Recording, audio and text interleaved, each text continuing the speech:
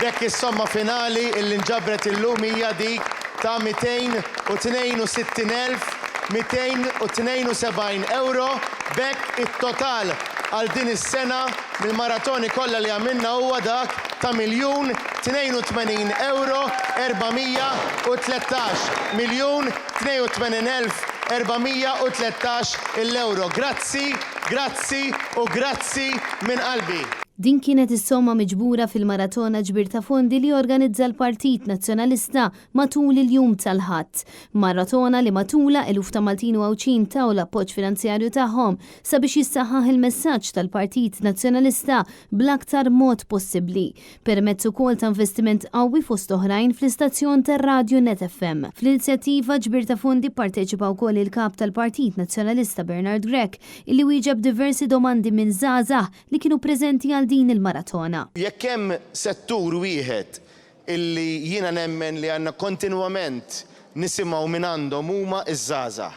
Għaliex iż-żgħażagħ huma dawk illi bl-aktar enerġija qegħdin iħarsu fil-futur u jixtiequ illi huma jirnexxu fil-waqt li jirnexxu wkoll pajjiżhom. U għalhekk iż-żgħażagħ li jiċċalenġjaw, iż-żgħażagħ illi qegħdin jistudjaw, li qegħdin jaħdmu, iż-żgħażagħ illi qegħdin jibnu il-futur tagħhom, li qegħdin ukoll bajn kritika jħarsu lejn is-soċjetà tagħna u jixtiequha illi timxi l quddiem. Il-kap tal-Partit Nazzjonalista Bernard Grech misma' diversi temi fosthom l-għoli tal-ħajja, l-ambjent u l-proprjetà. Rridu wkoll nindirizzaw il-fatt illi inti għandek faxxa ta' proprjetà li huma l-iktar proprjetà rħisa f'dal-pajjiż li hija għalja wisq għada għaż-żgħażagħ tagħna. Allura rridu naraw ukoll b'inċentivi imma wkoll b'numru ta' miżuri li aħna għandna ippreparati biex noħolqu opportunitajiet ġodda għaż-żgħażagħ tagħna ħalli jkun hemm proprjetà li jistgħu jeċċedu għaliha,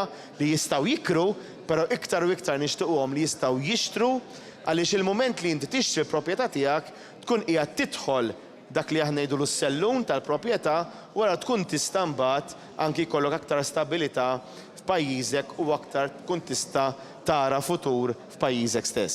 Dwar l-għoli tal-ħajja Bernard Grech insista li bil-mudell ekonomiku ta' eċċellenza u kwalità li qed jipproponi l-Partit Nazzjonalista, il-poplu se jkun priorità fil-waqt li se tissaħħaħ id-demokrazija f'pajjiżna. Morru għal mudell ekonomiku ta' kwalità li dan se jkun issa il-bażi tal-politika tagħna li issa ninfatmu, nwarbu il-modell ekonomiku ta' cheap labor tal-Gvern Laburista f'dawn l-aħħar 10 snin u mmorru għal mudell ekonomiku ta' kwalità li allura jippermetti mhux biss pagi aħjar, pagi li jħallsu l-20, 30, 40 elf euro, imma wkoll l-opportunità li gvern li qed idaħħal iżjed għax ikun hemm pagi iktar għolin ikun jista' mbagħad iwieżen aktar ukoll lil min għandu bżonn jiġi mwieżen. Kif mistenni din il-maratona kienet imżewqa bil-libsa tal-miliet f'dan iż-żmien uniku ta' festeġġjamenti u allegrija.